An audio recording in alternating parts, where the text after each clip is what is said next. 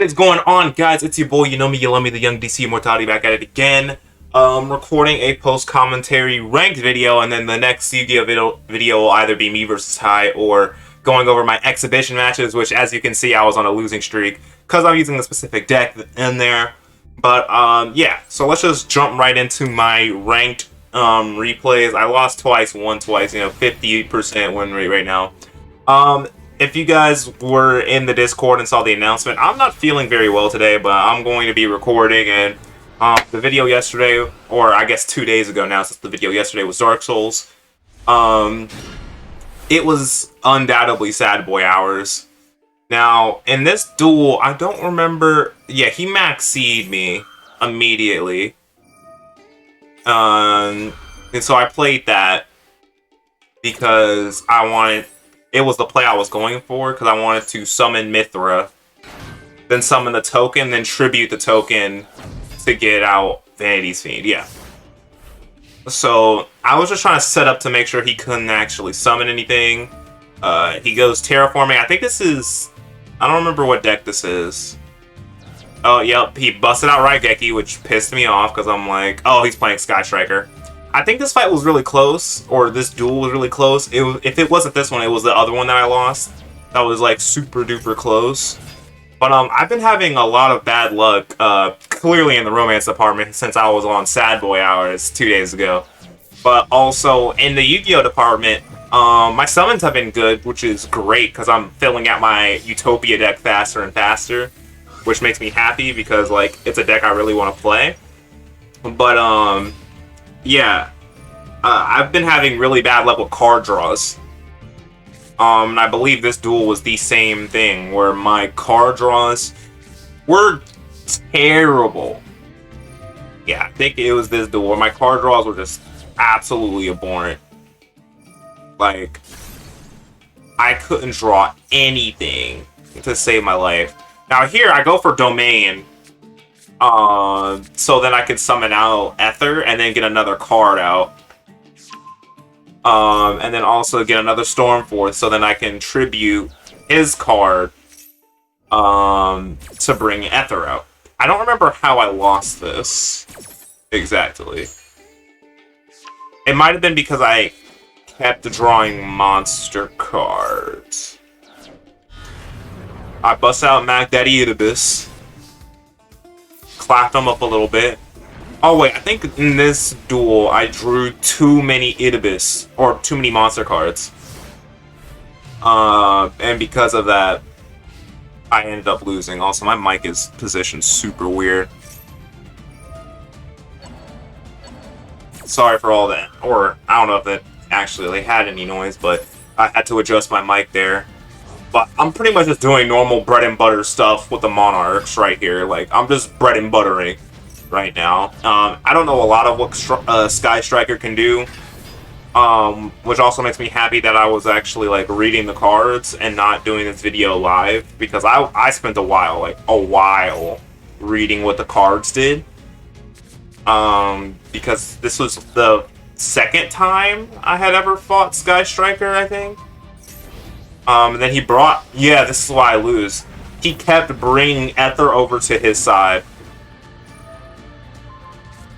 And then sent her to the graveyard to bring out whatever this is. Yeah. And he just kept bringing her over to to his side, and this will cause me to lose, because of that card right there, Sky Striker Mecha. Because that's pretty much works as a less powerful Change of Heart card. Or really, it's just Change of Heart. Right here, I was trying to bait him into negating just in case he had any negates on the field. Yeah, my goal here was to like bait out a negate, but he didn't have any, so I just started making my plays. Distributed her, brought out Erebus, Bob. Used that to get Pantheism back in my hand.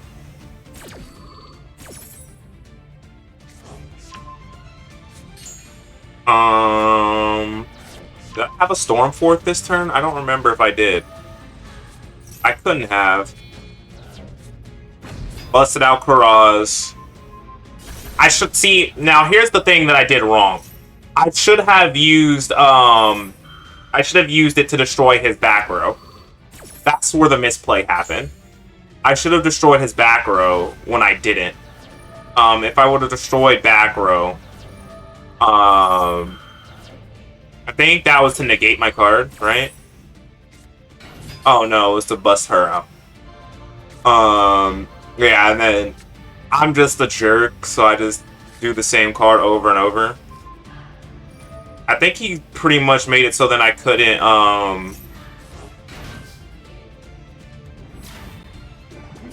yeah, what he did was make sure that Kuraz couldn't attack, but Kuraz couldn't attack in the first place anyway. So it didn't matter. And I'm pretty sure he has another one of those, claw things.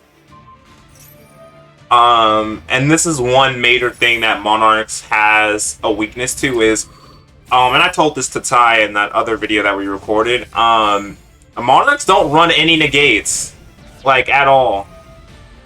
Monarchs doesn't run negates. Yeah, and then he brings Kuraz over to his side. And then I'm just chaining on top of chains. Just like, no, this game is going to go my way. Because, like, right now I'm just doing my best to not only set up defenses, but also get Ether out so that I can summon another Erebus and then kill him. Because he doesn't have anything, or he wasn't going to have anything on his field. So that was my whole goal. My whole goal was to get Ether out, summon another Erebus, while returning Pantheism to my hand to go for the kill blow. And it just doesn't end up working out for me. I don't remember why it doesn't work out. I think it's because of something specific that he plays that it doesn't end up working out for me. He shuffles all those cards back into his extra deck with Pot of Avarice. Is it because of this card? I don't remember what card it was that he brought out that made it so then I couldn't actually kill him. Because if you look at this turn, I'm in a good... Oh, that's why. He banished Ether. If he would have banished Erebus, I would have been fine, but he banished Ether. And then he did this and destroyed Erebus and Domain of the True Monarch. Which wasn't going to be a problem initially. Because I returned Erebus to my hand. Because I just didn't care. But I think what ends up screwing me over is I can't bring out Erebus. Yeah. And then I should have waited to make my play, because this does exactly 1500 attack. And I think, or no, he does overkill because he's just going through the motions.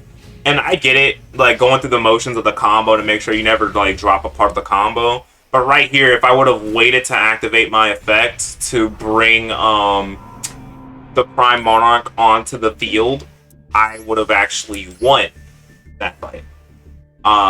It was just a problem of patience. So yeah, that's what ended up losing me that duel. Also, in other news, like, I'm playing a lot more Master Duel and Rogue. So, like, I'm trying to record and, like, have both of those come out onto the channel more often now. Because Master Duel, there's no doubt in my mind. Master Duel is, like, outright doing better than every other video that I upload. By, like, a mile. Like, it's doing better by, like, an entire mile. And here, I think I only do this so then once I get tributed monsters on the field, they can't be destroyed by card effects. Which I obviously misread this card because I think that it can't be destroyed by battle either, but I'm wrong. They can clearly be destroyed by battle now, I'm just stupid. So I do that, tribute his monster, and he's running Luster Dragon. And I find out later in this duel that he's actually running the Power of Dragon deck, just slightly modified. And like, it just confused me. And that dragon can't stay on the field. I don't know why it can't. I don't know why this card got destroyed. Oh, it's because it was a field spell. That's why. I was trying to figure it out during the duel, but I was just like, nope, I don't have time. Also, I was amazed at the fact that I drew 2 one-of cards, because I only play one of Majesty's Fiend and one of the March of the Monarchs. So because I only play one of each, in my brain, I'm like, what are the odds that I draw that card? And then here, I was trying to get a Prime Monarch out, which I do. And then I didn't do anything else because I wanted to wait till next turn to do anything for real. Because I have the Prime Monarch on the field, so I can start shuffling cards back into my deck. He shows me this blue eye, so I'm pretty sure he busts out an alternative. He tries to destroy one of my cards, but can't, or one of my monsters, I should say. But he can't because monster effects don't work with Majesty's Fiend on the field. And alternative can't attack first turn. So, like, right now I'm just like, alright, give me a Stormforth. I don't get it. Even though I wanted a Stormforth. And then, because monster effects can't be activated, I always do this misplay where I'm like, oh, monsters effects can be activated, and I think that it only applies to my enemy monsters, whereas it applies to my monsters too. It's something that I always misplay with. But right here, I'm pretty sure he's thinking like, alright, I got him in a prime spot. But he doesn't. Because he clearly saw the fact that I won this. Now, I did have a terrible draw, but I'm like, alright, say less. Bring Edea back out. Bop, he's running no negates, so I'm like, Bop, bring me out of Mithra, let's do this. Show that I have Erebus. And then bring the Mac Daddy himself onto the field, like that. Then I decided to shuffle one card back into, the one card he had back into his hand, or his deck. And then I used all their effects together. I still don't really understand what Mithra does. I was just kind of chaining him to chain him. I don't understand, like, fully what he does yet. But my goal right now was pretty much to get a Stormforth in my hand. So I'm using, like, maximum draw power right now to get a Stormforth in my hand so I can tribute one of his blue eyes. To get a Erebus on the field, or to get Vanity Fiend on the field. I got exactly what I wanted. So I'm like, boom. Let me just Pantheism real quick to get more cards in my hand. Goodbye alternative, and boom, here comes another Erebus. Then I shuffle his alternative back into the deck. And then I just beat him to death. Bop. And then, you know, right here, I just send him straight to the Shadow Realm. Which I think was a masterful play by me right here. Because, like, I assessed the situation and I'm like, alright, I need to do exactly this to make sure I win this duel. So I did that, which makes me happy. And then this next, I know that final fight got really close. It got really, really close, I think, just like the fight with me versus Sky Striker. And I'm getting closer and closer to Platinum. It's just the fact of the matter that literally, oh yeah, this is the dude. He tried to beat me with Final Countdown, and he had every single attack negating card in his deck. He had every single one. And I'm like, bro, what? I don't care. So I Tenacity right off the bat, because I'm like, okay. And then he maxes me, but I take the maxi challenge all the time with this deck because I don't special summon like that, for real. Like, I'll special summon a few cards. Sorry. I'll special summon a few cards here and there, but, like, I don't special summon cards like that, for real. So, boom, this is my first and only special summon, I believe, of the turn. And then I'm waiting for him to play a monster. Oh, no, I do 2 special summons because I'm trying to kill him this turn. Because I didn't read the card, and the fact that it stops you from attacking by paying 1,000 life points. So, like, I just keep trying to attack him, and he lets this one ride because it's only 800. But I'm like, alright, say less. I played that card right there on the field, so then I can bring out Erebus at any time. Or Vanity's Fiend at any time to stop him from special summoning, because I do believe he has, yeah, he has a pretty lengthy extra deck. Yeah, he has an optimized extra deck. So I'm out here like, alright, say less. Bob, Vanity's Fiend, you can no longer special summon. And I forgot that this trap was a continuous trap too. So, like, I should play this more often because it allows me to just, like, summon a card immediately. Now, right here, I don't remember what I do. Oh yeah, I show Ether again. I think this one is so I could... Oh yeah, because Vanity's Fiend was on the field. I wanted Kuraz out. But yeah, he has every single like battle phase negating card. I wanted to get Kuraz out, but I have Vanity's Fiend on the field, so I can't get Kuraz out. And I'm like, alright, say less. Bop, bring out Erebus. Bop, shuffle whatever card you have in your hand back into the deck. So, because I'm just trying to shut down his plays. That's my goal. Like, I'm just trying to shut down his plays at any means necessary. But at this point, my field is looking beefy. He makes it so that Erebus can't attack. Or no, he ends the battle phase for me, so I can't kill him. Because if Erebus would have attacked right there, that would have been a 3200 attack, regardless, and he just would have died. And so, he's just playing monsters for defense, and I'm just like, alright, cool. You can play whatever you want, I'm still gonna try to kill you. Because I'm not getting hit with Final Countdown when you're not running... Like, Final Countdown is a good insta-win, don't get me wrong. It's just the fact that he was running Final Countdown irks me. Like, it rubbed me the wrong way. And I wanted a Stormforth, but I got that, so I was like, whatever, is fine. So here, I tribute Ether off. Solely to... Literally, I did that again, trying to summon another card. Despite the fact... Yeah, and then he has Threatening Roar. Which, how much you want to bet he was playing 3 of. Pay 8,000 life points, and then he pays another 1,000 right here to stop me from killing him. Leaving him at only 1,200 life points. And I'm like, alright, cool, whatever. Again, I play this deck as if my cards don't work on myself. Like Vanity's Fiend and Majesty's Fiend. Which obviously they do, because it's both players can't do insert whatever the thing is here.